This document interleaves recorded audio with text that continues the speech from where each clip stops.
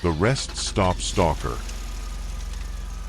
I was around 8 years old when it happened, but the details of that day are still sharp, like a memory that refuses to blur with time. My mom and I were on a road trip, driving through miles of nothingness on some highway that stretched endlessly. I remember we were listening to a playlist she made, mostly old rock songs she loved, and the car had that faint scent of fast food and road trip snacks. We'd been driving for hours, and I was getting restless in the back seat, so when Mom spotted a rest stop, we pulled in. It was one of those isolated places, just a couple of vending machines, a bathroom that looked like it hadn't been cleaned in weeks, and a couple of cars parked under a wide gray sky. It was quiet, eerily so, but we didn't think much of it. I stayed in the car, munching on some chips, while Mom went to use the restroom. That's when I noticed him. A man, leaning against his car a few spaces down, watching us. At first, I thought maybe I was imagining it. Kids' minds wander, right? But no, his eyes were fixed on the car, unblinking, like he was waiting for something. He looked wrong. I don't know how else to describe it. Disheveled clothes, greasy hair, and this faint, almost twitchy smile that sent a chill through me. When Mom came back, I whispered to her about the man. She gave a quick glance and said something like, "It's fine, we'll leave now." But as we pulled out of the rest stop, I saw him get into his car, and then he started following us. At first, Mom tried to brush it off, saying it was probably just a coincidence. I could tell she was trying to stay calm for my sake, but her grip on the steering wheel tightened, and she kept glancing at the rear-view mirror.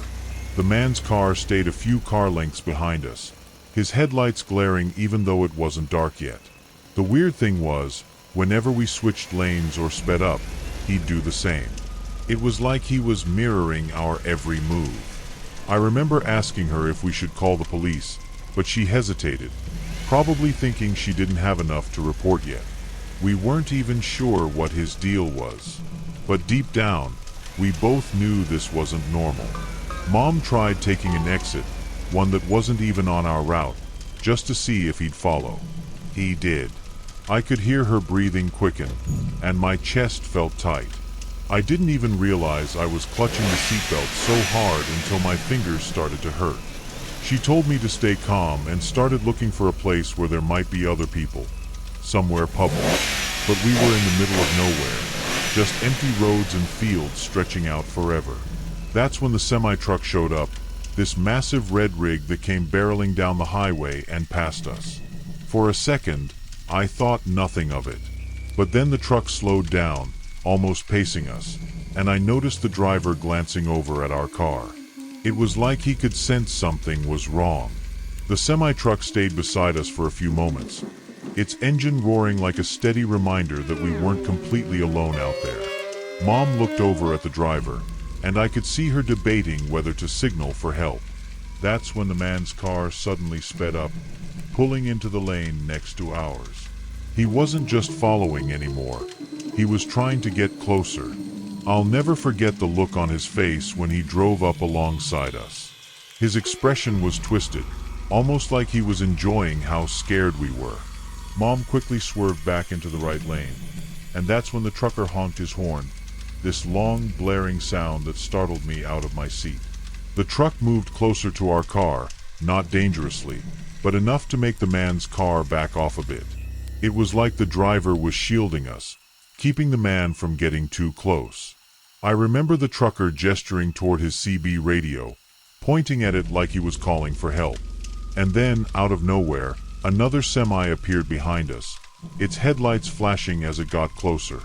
It was surreal, like some silent network of drivers had sprung into action.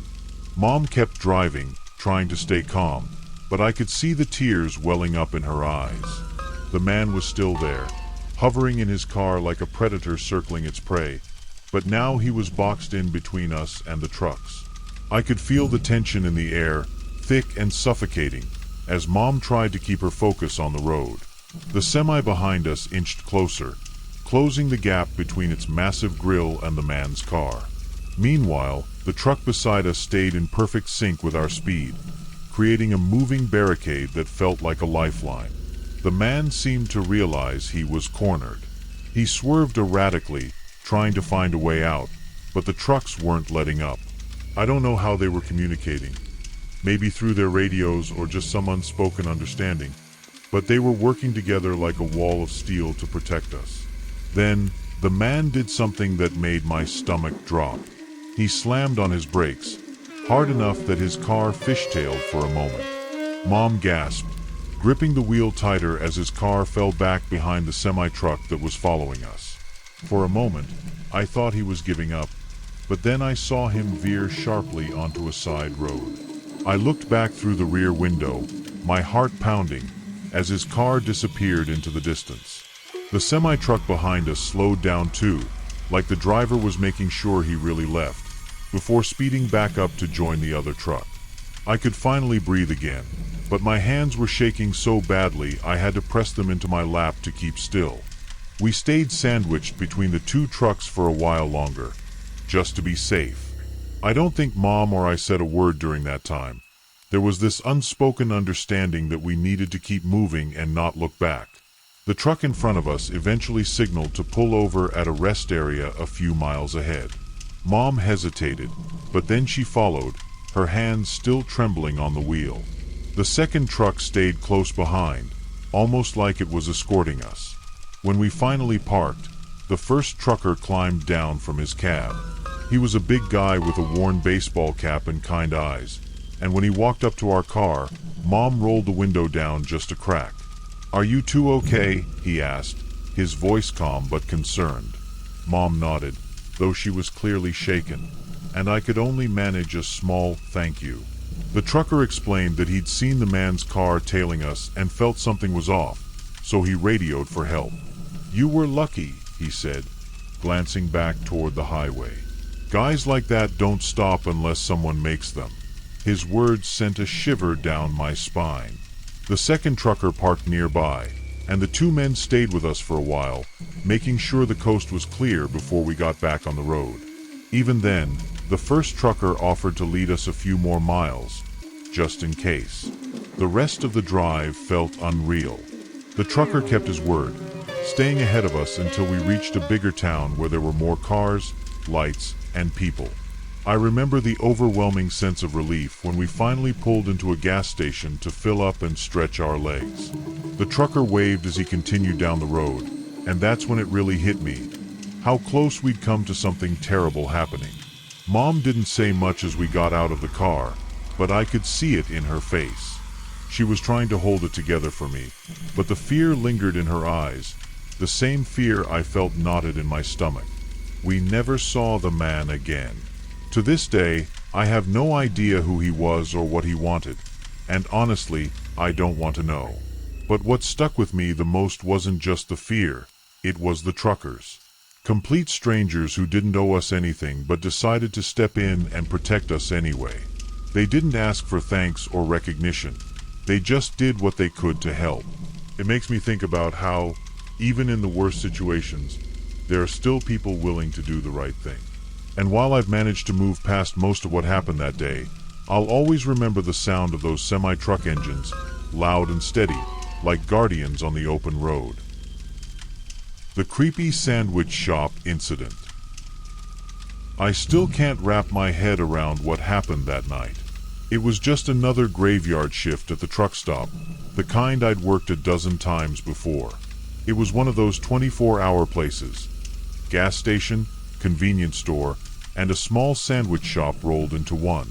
We were in the middle of nowhere, the kind of spot where truckers stop to refuel and grab a bite before heading back on the road.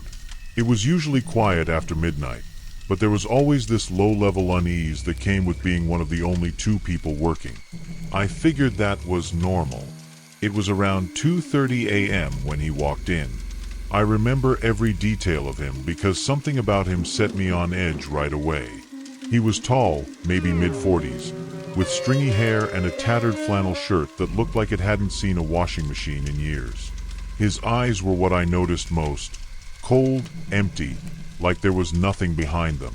But it wasn't unusual to see strange characters passing through, so I pushed the feeling down. He ordered a sandwich, and I went behind the counter to start making it while my coworker, Jason, stocked shelves in the back. The guy leaned on the counter, watching me the whole time, and I felt his gaze like needles on my skin. As I worked, I tried to keep it casual, asking if he wanted extra mayo or anything toasted. He didn't answer right away, just kept staring at me with this unnerving half-smile. Finally, he said, "Surprise me," his voice low and raspy. It sent a shiver down my spine. I plastered on a fake smile and went back to slicing the bread, but I could feel my hands trembling. I told myself to stop overreacting. This guy was just weird, not dangerous. Or so I thought. I was reaching for some lettuce when I felt it, his hand grabbing my wrist from across the counter.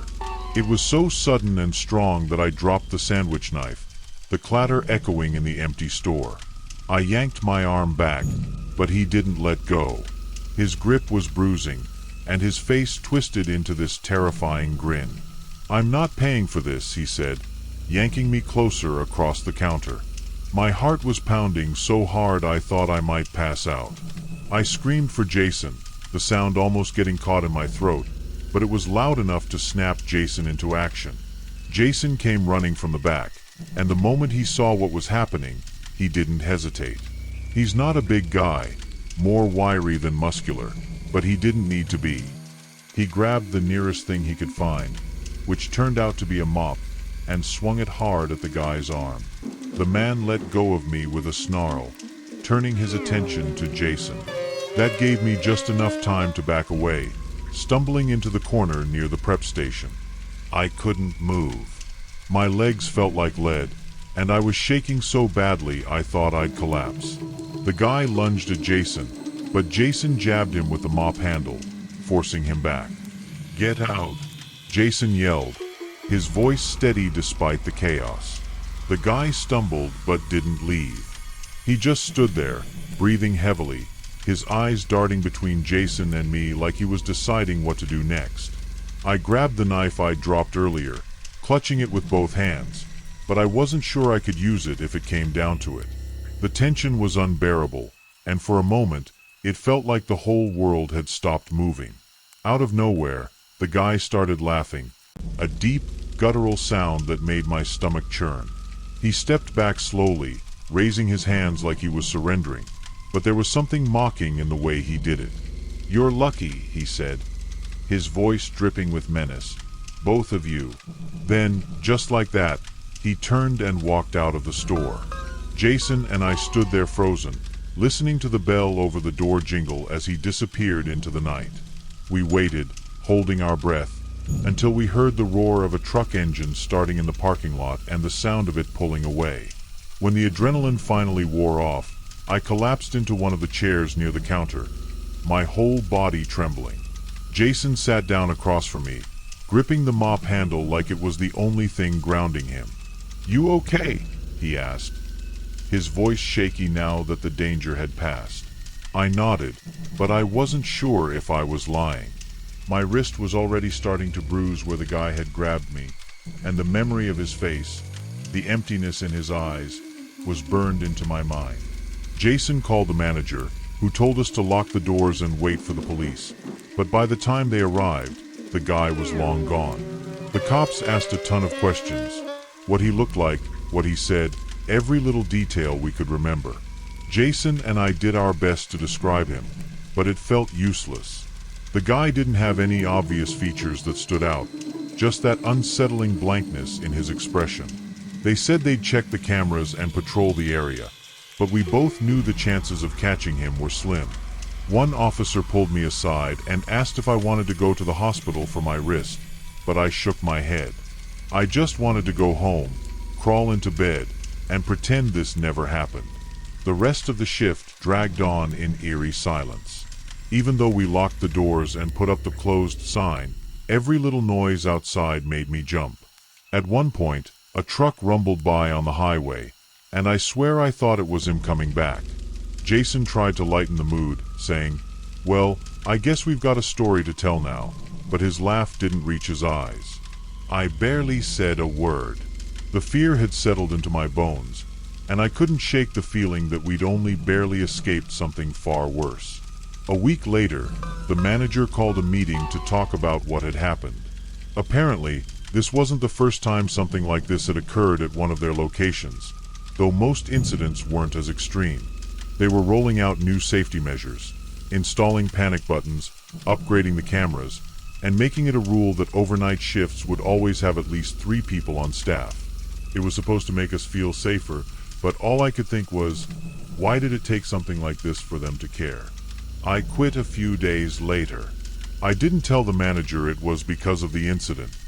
I just said I needed a change.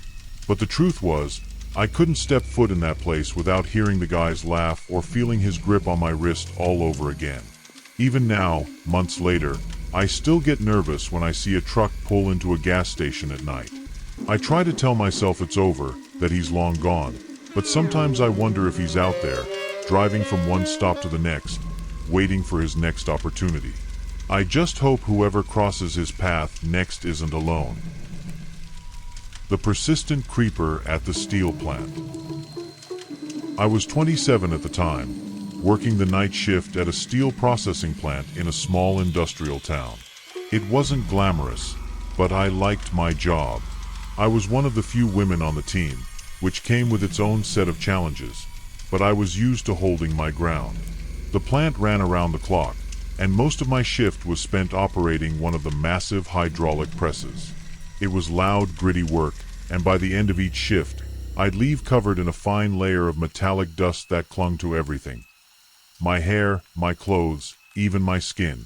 The guys on my crew were decent enough, but the place had its share of rough characters, especially the truck drivers who came in to haul loads of steel coils. Most of them barely looked at me, but there was one guy who stood out. Let's call him Dave. Dave was in his mid-40s, a wiry man with deep-set eyes and an unsettling smirk that never seemed to leave his face. He was a regular at the plant, picking up loads a few times a week, and every time he showed up, I felt a twinge of discomfort. At first, it was subtle, just lingering stares when I walked past or awkward comments about how I didn't look like I belonged in a place like this. I brushed it off, figuring he was just one of those types who didn't know how to talk to women without being weird about it. But then, the comments turned more personal. He started asking me questions about my life. If I had a boyfriend, where I lived, if I went out often. I tried to keep my answers vague and professional, but he didn't seem to get the hint. One night, about 2 weeks after his questions started getting intrusive, I noticed Dave hanging around the loading dock longer than usual. Normally, the drivers were in and out, back their rigs in, load up, sign the paperwork, and go. But Dave seemed in no hurry to leave. I was on a coffee break, sitting near the dock, when I caught him watching me from the cab of his truck. I tried to ignore it, scrolling through my phone, but every time I glanced up, there he was, his gaze fixed on me like I was some kind of puzzle he was trying to solve. Eventually, I stood up and went back inside, hoping he'd take the hint, but the unease followed me for the rest of the night. The next incident happened a few nights later. I was finishing up some paperwork in the office, and through the window, I saw Dave's truck parked in the lot, even though he had no reason to be there. He wasn't scheduled to pick up a load that night. My stomach knotted, but I tried to stay calm. I told my supervisor, Joe, a gruff but fair guy who didn't put up with nonsense, and he promised to handle it. Sure enough, Joe went out and confronted Dave, who claimed he was just waiting for a buddy. Joe wasn't buying it and told him to leave, which he did, but not before giving me one last long, hard stare through the office window. It wasn't angry or threatening, exactly, but it chilled me to the bone, like he was memorizing my face. After that night, I started paying closer attention to Dave's visits. The way he lingered, the way his eyes followed me, it wasn't just in my head. One evening, he showed up earlier than usual, parked his truck, and wandered into the warehouse while the crew was busy loading another shipment. I was working on the press when I noticed him standing about 20 feet away, pretending to check his clipboard but very clearly watching me. My pulse quickened, but I forced myself to act normal, keeping my focus on the machine. After what felt like forever, he walked back out to his truck. The breaking point came the following week. I was outside near the loading dock, checking inventory on a clipboard, when I caught movement out of the corner of my eye. It was Dave again, but this time he wasn't just staring. He was holding his phone up, pointing it at me. At first, I thought he was making a call, but then I saw the angle of the phone and the slight flicker of the screen.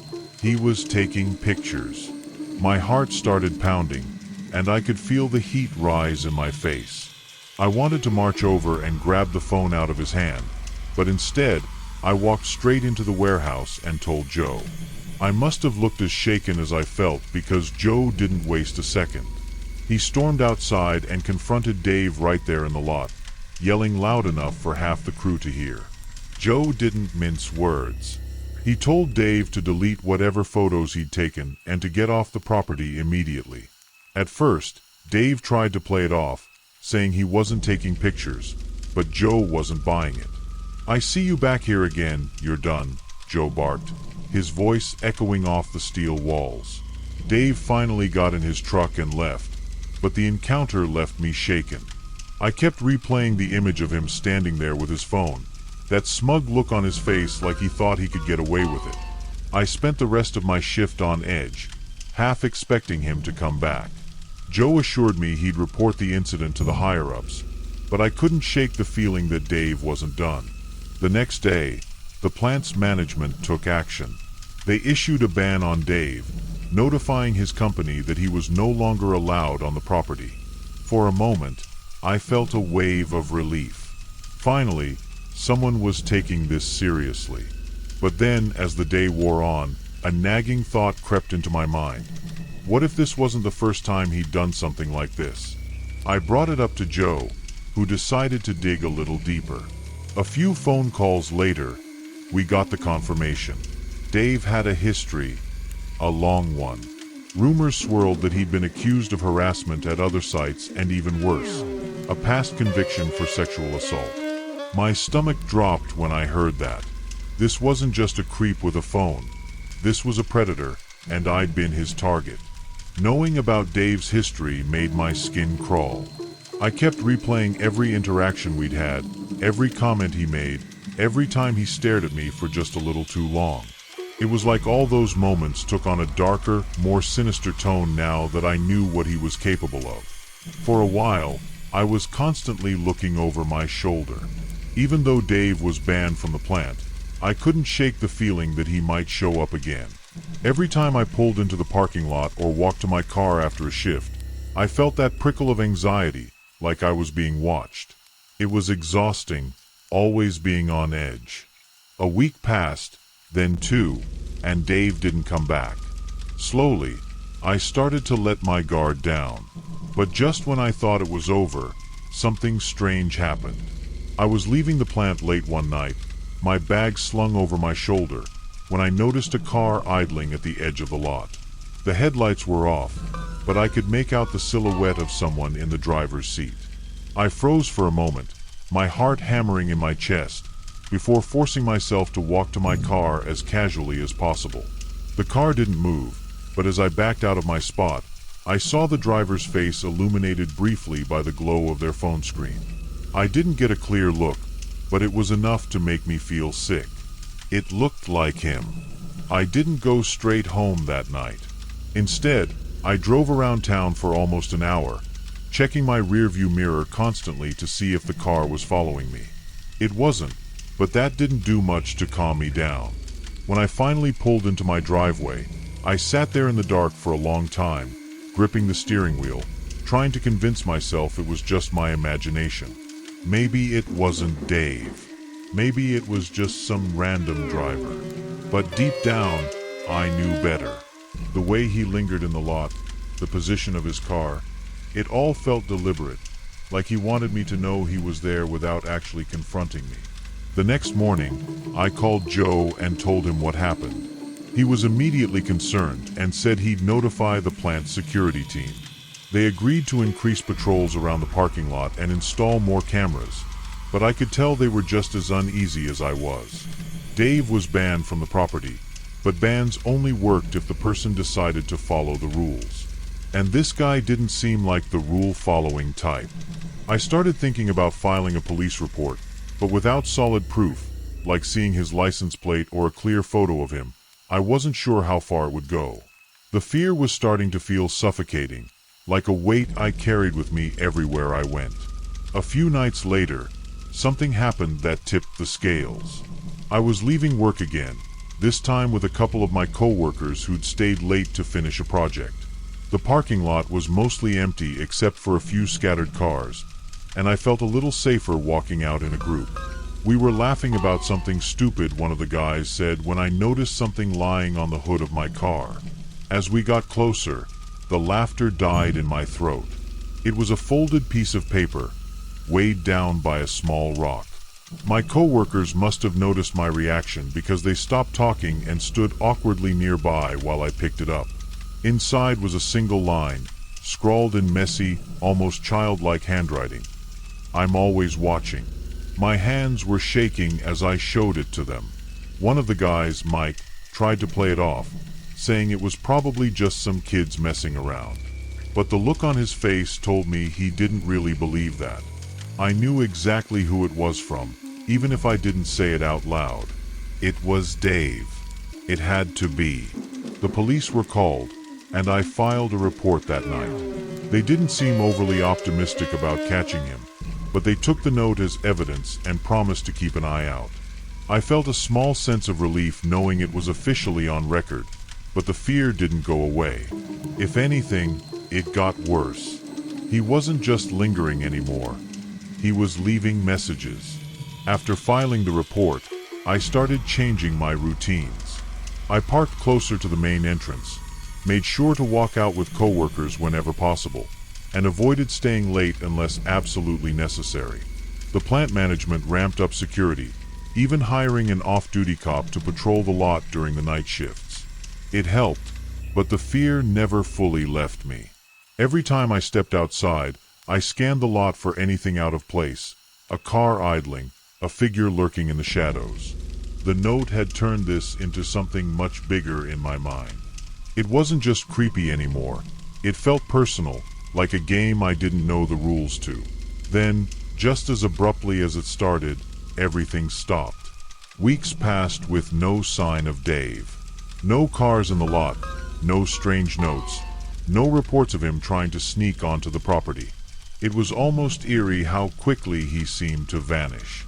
The police followed up a couple of times, but there wasn't much they could do without new evidence or a clear threat. Part of me was relieved, but another part couldn't shake the feeling that it wasn't really over. People like Dave didn't just stop. They waited, they adapted. I started carrying pepper spray and made sure someone always knew where I was. It felt like a small victory, reclaiming some sense of control, but I knew it could only do so much if he ever decided to come back. It wasn't until months later that I found out what had happened to Dave. One of my co-workers, a guy who used to chat with some of the truckers, mentioned offhandedly that Dave had been arrested. My stomach dropped when I heard it, and I pressed for details. Apparently, he'd been caught trying to break into a woman's house in another town. The police found all kinds of disturbing things in his truck. Photos of women, some of them taken without their knowledge, and notebooks filled with ramblings about people he'd been watching. The story sent chills through me. I didn't know if my photos had been among his collection, but the possibility was enough to make my skin crawl.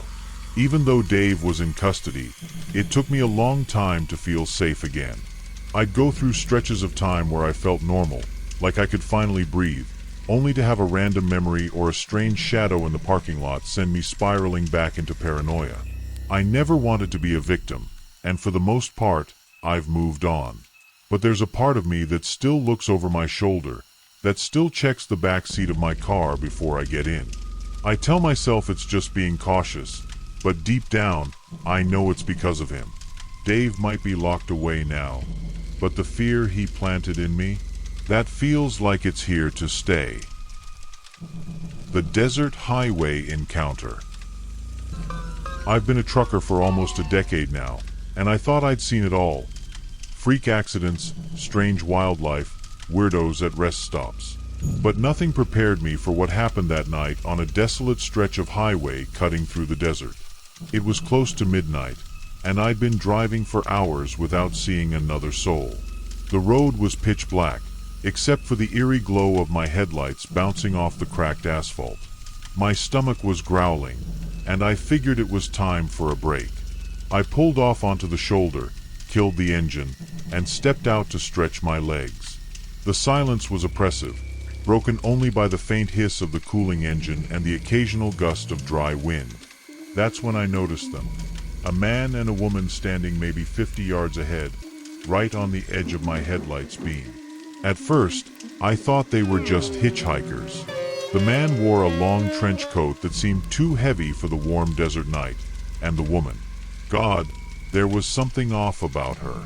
She was hunched over, her stringy hair hanging in clumps around her face, and she was barefoot. I remember thinking, what kind of person stands out here in the middle of nowhere, this late? As I watched, the man took a step forward, and that's when I noticed he wasn't walking right. His movements were stiff, almost robotic, like he wasn't used to his own body. The woman, though, was worse. She started swaying from side to side like she was in a trance, her arms hanging unnaturally long at her sides. I felt my chest tighten, a primal sense of unease washing over me. My gut was screaming at me to get back in the truck, but I was frozen, staring at them like a deer in headlights.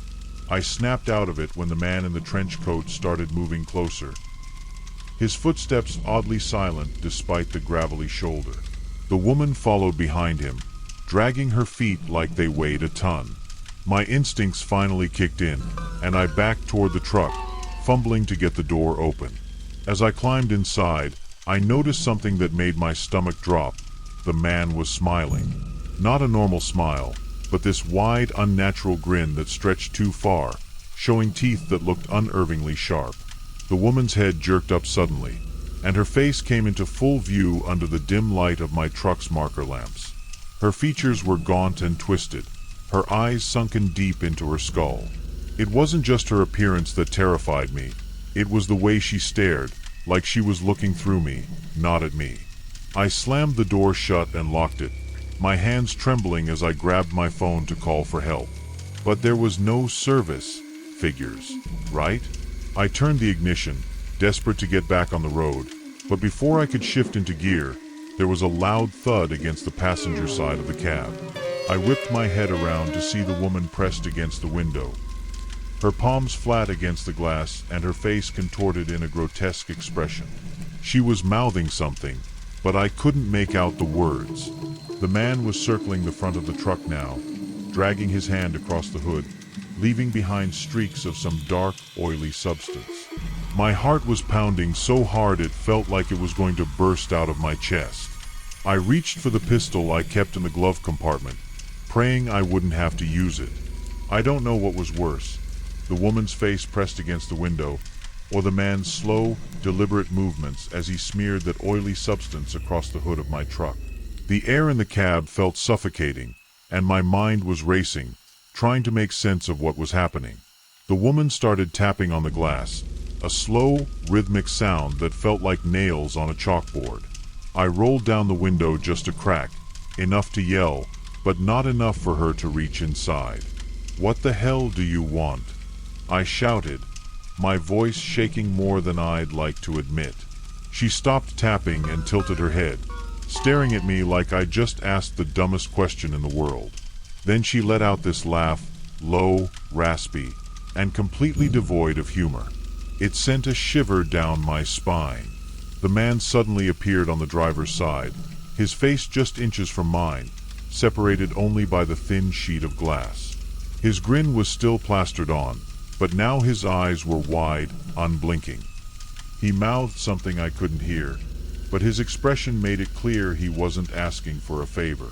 Without thinking, I grabbed the pistol and pointed it at him through the window. "Back off," I yelled, my voice cracking. For a moment, they both froze, as if they were considering their next move. Then, almost in unison, they began pounding on the truck, the woman on the passenger side and the man on the driver's side. The sound was deafening, like fists and open palms hitting metal and glass with inhuman force. I was trapped, and the realization hit me like a ton of bricks. I didn't know if the truck would hold up against them. The pounding grew louder, and I could see the windows vibrating with every hit. It felt like the entire truck was under siege. My mind was screaming at me to drive, but my hands were trembling so badly that I fumbled with the gear shift. Somehow, I managed to throw it into drive, but before I could press the gas, the man slammed his palm against the windshield so hard it cracked.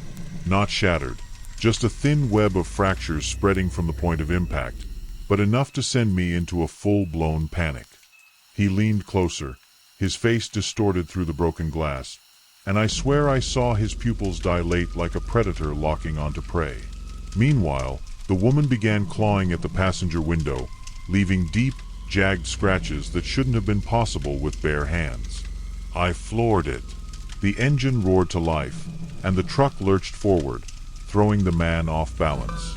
He stumbled but didn't fall, and I caught a glimpse of him in the side mirror as he scrambled to chase after me. The woman screamed, a blood-curdling, animalistic sound that echoed in my ears long after I'd left her behind. I pushed the truck as fast as it could go, my eyes darting between the road ahead and the mirrors. My heart nearly stopped when I saw the man still running after the truck, his trench coat billowing like wings in the wind. He was fast, unnaturally fast, but after a few seconds, he slowed down, then stopped entirely. I kept driving, not daring to stop or even look back again, until their figures disappeared into the darkness. I didn't let up on the gas until I saw the faint glow of a rest stop sign in the distance. My knuckles were white on the steering wheel, and my breathing was so erratic I thought I might pass out. When I finally pulled into the lot, it was deserted except for a couple of dimly lit vending machines and an old payphone by the bathroom building. I parked under the brightest light I could find and sat there, trying to calm down. My hands were still shaking as I grabbed my phone to check for a signal. Still nothing. For the first time in years, I felt truly isolated, like no one in the world could hear me if I screamed. I debated using the payphone but couldn't bring myself to step out of the truck. My gut told me I wasn't safe yet. That's when I noticed the hood of the truck. There were dark streaks running across it, the same substance the man had smeared earlier. It looked thicker now, almost tar-like, and it reeked of something foul, like rotting meat mixed with gasoline. My stomach churned, but I couldn't look away. Against my better judgment, I cracked the window just enough to catch a whiff of the air outside. The smell hit me like a brick wall, and for a moment, I thought I was going to throw up. I leaned back, covering my nose with my arm, and that's when I heard it. Faint at first, like a whisper carried on the wind. It was that same laugh, the woman's low, raspy cackle. My blood ran cold. I scanned the empty lot, but there was no one in sight. Somehow, they had followed me, or worse, they had never left. My instincts were screaming at me to leave, but the truck was idling, and the thought of stepping out to check anything felt like a death sentence. Still, I couldn't just sit there. I flicked on the high beams, scanning the rest stop and the surrounding area. The harsh light revealed nothing but cracked pavement and the empty shells of vending machines. For a moment, I almost convinced myself it was over, that they'd either given up or I'd imagined the laugh. But then I caught movement in the mirror. My stomach dropped as I realized the woman was back, standing just at the edge of the light. She wasn't swaying anymore. Instead, she stood perfectly still, her face tilted upward as if she were staring straight at the security camera mounted on the rest stop building. She moved closer, stepping into the light, and that's when I saw her fully for the first time. Her skin was mottled and gray, almost corpse-like, and her hands were clawed, her nails so long they curled at the tips. Her eyes, though, were the worst part, glassy and unblinking, reflecting the truck's headlights like an animal's in the dark. I fumbled for the pistol again, keeping it leveled at the windshield, even though she was still a good 20 feet away. But then she smiled, and it was the kind of smile that makes you feel like prey. I don't know what I expected her to do next. Scream, charge at the truck, something, but she didn't. She just raised one hand, slowly, and pointed at the passenger door, as if daring me to open it. I didn't move. I couldn't. It felt like the air in the cab had turned solid, like I was being suffocated by the sheer weight of her presence. She didn't drop her hand, didn't blink, just kept pointing at the door like she knew something I didn't. I tightened my grip on the pistol, my finger hovering over the trigger, but something told me that shooting at her wouldn't do a damn thing. My body was frozen in place, but my mind was racing. What does she want? The question looped in my head like a broken record. And then, from the corner of my eye, I saw him, the man in the trench coat. He was standing behind the truck now, barely visible in the glow of the taillights, his grin as wide and unnatural as before. Panic overtook me, and I slammed the truck into reverse, the tires screeching as I floored it. The truck jerked backward, and I felt the faintest bump as if I'd hit something, or someone. My breath caught in my throat, but I didn't stop. I threw it into drive and peeled out of the rest stop, the smell of burning rubber filling the cab. In the mirror, I caught a final glimpse of them standing in the middle of the lot, their silhouettes illuminated by the rest stop's flickering light. They didn't move, didn't chase me. They just stood there, watching as I sped away. I drove for hours, not daring to stop until I reached a crowded truck stop miles away. Even then, I couldn't bring myself to get out of the truck. To this day, I don't know what they were or what they wanted. I've tried to rationalize it. Maybe it was a prank. Maybe I was overtired and imagining things. But that smile, that laugh, that smell, they're burned into my memory. Every time I pass through a deserted stretch of highway now, I can't help but glance in the mirrors, half expecting to see them again. So far, I haven't. But there's a part of me that knows they're still out there, waiting, and I'll never stop looking over my shoulder.